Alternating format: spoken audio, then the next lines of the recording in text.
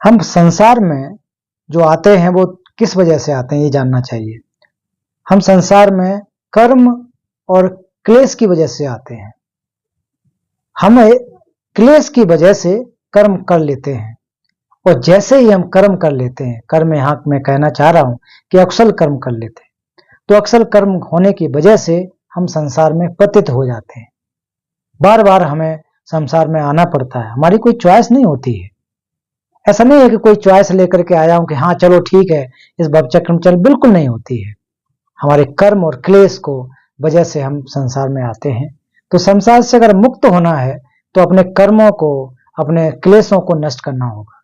तो यह कर्म का अर्थ है जो संस्कार हम बना रहे हैं, जो अकुशल कर्म करके जो संस्कार बना रहे हैं, उनको नष्ट करके ही हम इस भवचक्र से मुक्त हो सकते हैं। तो आगे आचार्य गिलसे थोंगमे जी कह रहे हैं कि काम गुणों का सेवन नमक के पानी के समान होता है। जितना सेवन करेंगे उतनी ही तृष्णा फैलती ही जाती है। अतः जिन वस्तुओं से कामासक्ति का उदय होता है उनका तत्काल परित्याग कर देना चाहिए। क्या बढ़िया बात कही है। यहाँ पर कह रहे हैं कि काम गुणों का जो सेवन है ना, काम गुणों मतलब जो दुनियादारी के हम जो कार्य कर रहे हैं, जो अकुशल की वजह से जो हम कर्मों को जिनको कर रहे हैं, वो किस प्रकार से है? जिस प्रकार से नमकीन पानी को पीना।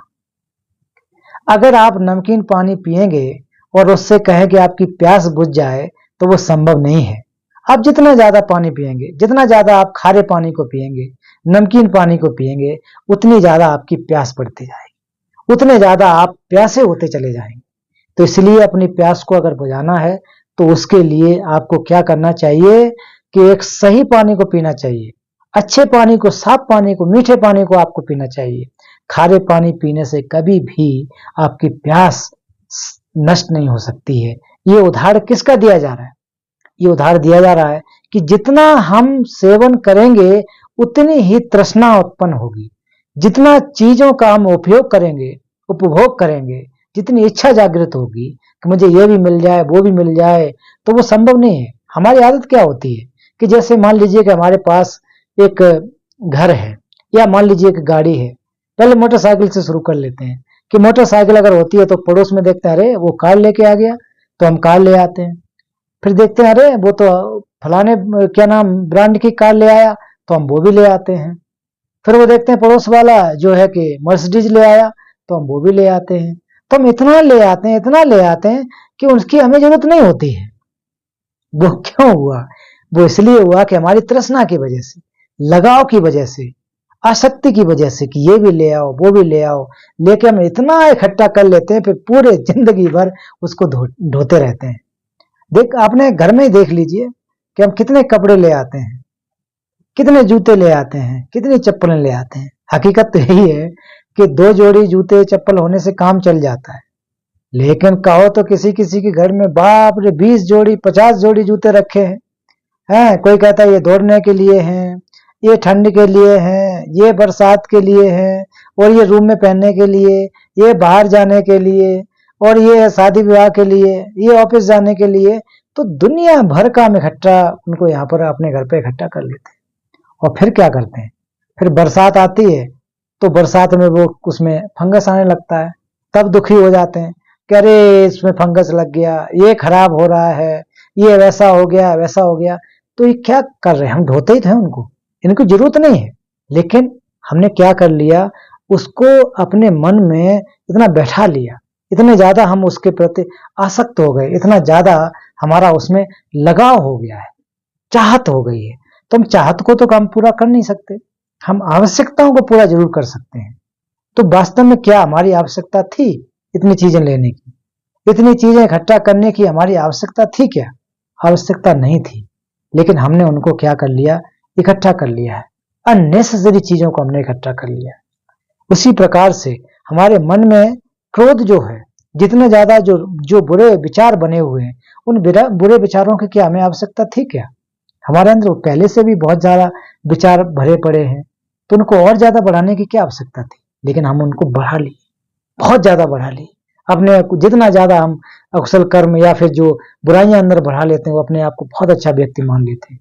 अरे मैं इतना बढ़िया हूँ, मैं इतना इतना गाली दे देता हूँ, मैं ऐसा बुराई कर लेता हूँ, मैं ऐसा कर लेता हूँ तो मैं तो बहुत ज्यादा श्रेष्ठ हूँ, इस प्रकार की विचारधारा को हम लेकर के बैठे तो एकदम से ये बेवकूफी वाली बात है। कोई भी इससे लाभ नहीं होगा, आपको अंदर अंदर जलाएगी। जितना ज्यादा सेवन करेंगे, जितना ज्यादा आप तृष्णा का उपयोग करेंगे, जैसे नमक के पानी का उदाहरण दिया गया है, उतना ज्यादा आप दुखी होंगे। ये करके देख लीजिए। अतः जिन वस्तुओं से काम शक्ति का उदय होता हो, तो काम शक्ति का अर्थ होता है कि जिनसे हमें जो गलत कार्य करने के लिए जो हमें प्रेरित करते हो, तो ऐसे कर्मों को तत्काल त्याग देना चाहिए। ये नहीं कह रहे हैं कि यहाँ पर कल त्याग देना चाहिए यहाँ पर आचार्य थोंगमे संग में ये नहीं कह रहे हैं कि आप कल त्याग दो, परसों त्याग, कह रहे तत्काल त्याग देना चाहिए। जब आपको पता है कि इन चीजों को छोड़ना है तो अभी छोड़ देना चाहिए। बुराइयां जब पता है कि नुकसान देंगी तो इसको तुरंत छोड़ देना चाहिए। लोगों को पता है ना कि मान ली दारू पी रहे हैं, सिगरेट पी रहे हैं, क्या क्या कर रहे हैं, तो कहते हैं छूट ही नहीं पाती, क्या करें। अब हम जाकर के बुद्ध पूर्णिमा पे छोड़ देंगे, अब बाबा साहब की जयंती आएगी तब छोड़ देंगे हम उसके लिए जान रहे हैं कि ये खतरनाक चीज है, तो उसके लिए मुहूर्त देख रहे हैं, शुभ दिन देख रहे हैं। तत्काल छोड़ देनी चाहिए जो बुराई है। हमारे अंदर अगर क्रोध है तो उसके लिए थोड़ा नहीं कि भाई कहीं मंदिर में जाएं, बुद्ध विहार में जाएं, प्रार्थना करें, हाँ कहीं दान पुण्य चढ़ाएं तब साहब हम छोड़ेंगे, या लड़का विवाह का शादी कर लूं उसके बाद हम क्रोध छोड़ेंगे तो ये तो कोई बात नहीं हुई ना। तो इससे क्या फायदा? ये छोड़ने वाली जो चीज है उसको तत्काल छोड़ देना चाहिए, ये यहाँ पर कहा जा रहा है।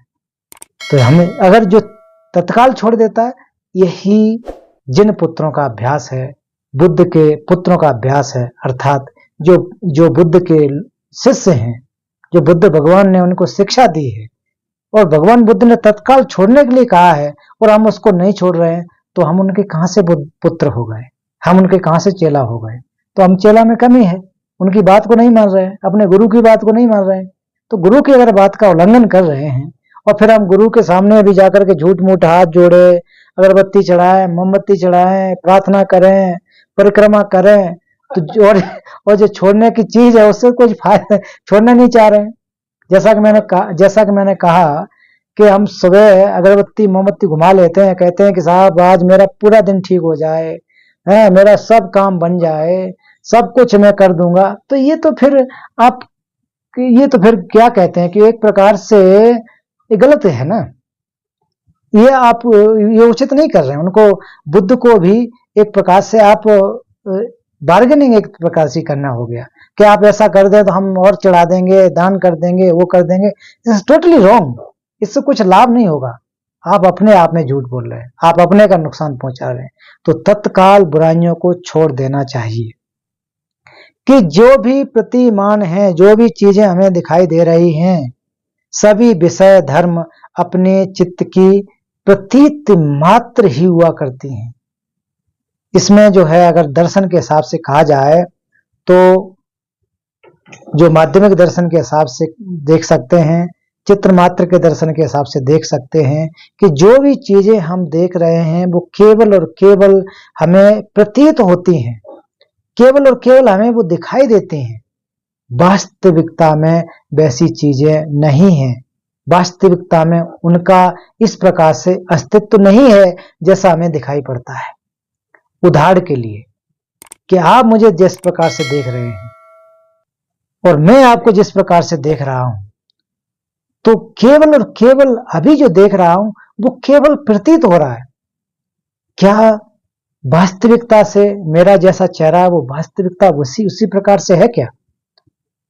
जब आप स्क्रीन के माध्यम से मुझे देख रहे हैं या मैं देख रहा हूं, तो आपका चेहरा इस प्रकार से दिखता है। जैसे जैसे मैं नजदीक जाऊंगा, जैसे जैसा उसका विश्लेषण करूंगा, जैसे जैसे उसके अंग प्रत्यंग को परिचय करने लगूंगा, अलग अलग करने की कोशिश करूंगा, वैसे ही हमें आभास होगा कि अरे ये तो मैं गलत देख रहा था, जैसा मैं देख रहा हूं वैसा तो है ही नहीं, ये तो केवल प्रतीत हो रहा था, है ना। हम करते क्या है कि चीजों के प्रति बहुत ज्यादा मोहित हो जाते हैं, सोचते हैं कि ये जो चीज है या वस्तु है, स्त्री पुरुष है, वो सबसे ज्यादा सुंदर है। केवल और केवल हमने उस पर अपने मन को लगा लिया है, केवल ग्रहण कर लिया है, अपने मन के द्वारा उसको आरोपित कर दिया है कि इससे ज्यादा कोई चीज सुंदर नहीं है दुनिया में। हो सकता है हो सकता है आपके लिए सुंदर हो, अगर वो सुंदर होगी तो जरूरी थोड़ी नहीं मेरे लिए सुंदर हो, पूरी दुनिया के लिए वो सुंदर हो। अगर कोई चीज कुरूप है तो हो सकता है मेरे लिए कुरूप हो, जरूरी थोड़ी नहीं आपके लिए कुछ कुरूप हो। तो नजरिया टोटली अलग होता है। जो नजर है, वो जो नजरिया है, उसमें टोटली डिफरेंट होता है, डिफरेंस होता है, अलग होते हैं। ठीक है, बढ़िया बात है, आपको सुंदर दिख रहा है, आप उसमें आनंदित हो रहे हैं, बहुत बढ़िया बात है, लेकिन ये रियलिटी नहीं है, हम इसमें फंस जाते हैं। तो इसीलिए कहा रहा कि केवल और केवल ये प्रतीत मात्र है, रियलिटी नहीं है। मिलिंद प्रश्न में भी कहा जाता है, जब उदाहरण दिया जाता है, जो जो प्रश्न किया जाता है कि घोड़ा कहाँ है, उसका चक्र कहाँ है, उसकी कौन सा घोड़ा है, माफ कीजिए कि आखिर को रथ कौन सा है, इसको अलग अलग कर दिया जाए, ये तो घोड़ा हो गया, ये उसका पहिया हो गया, ये उसका जो क्या कहते हैं उसके रस्सी हो गई, फिर आखिर को घोड़ा कहाँ है, रथ कहाँ है। तो उसी प्रकार से आप अपने ऊपर लगा करके देखिए कि आप कहाँ हैं। ये आपका हाथ हो गया, ये आपका सिर हो गया, ये नाक हो गई, ये कान हो गए, लेकिन आप कहाँ हैं। ये केवल केवल हमें आरोपित मात्र है, नाम मात्र है, केवल केवल हमें दिखाई लग रहा है, लेकिन ये मिथ्या विकल्प की वजह से हम उसको सत्य मान रहे हैं, जैसा है वैसा उसको मान बैठे, लेकिन ऐसा है नहीं, ये रियलिटी है। तो आगे, चित्त स्वतः प्रपंचों की कोटियों से मुक्त है। तो चित्त की स्थिति क्या है, चित्त के स्वभाव को अगर देखेंगे तो वो निर्विकल्प है। चित्त की जो वास्तविक चित्त है उसमें किसी भी प्रकार का कोई मैल नहीं है, चित्त बिल्कुल शुद्ध होता है। अगर उसकी प्रकृति को अगर देखेंगे, कैसे उदाहरण के रूप में समझें कि आकाश को आप देखिए, आकाश बिल्कुल निर्बाध रूप से वो साफ होता है, लेकिन उसमें धीरे धीरे जब बादल आ जाते हैं तो वो बादल आकाश को ढक लेता है। तो जो बादल है वो आकाश की बुराई है क्या, आकाश का अंग है क्या, बिल्कुल नहीं है। क्या वो परमानेंट रहने वाला है, हमेशा उसको ढके रहेगा, बिल्कुल नहीं है, नष्ट है, नष्ट हो जाएगा, धीरे धीरे बादल छट जाते हैं।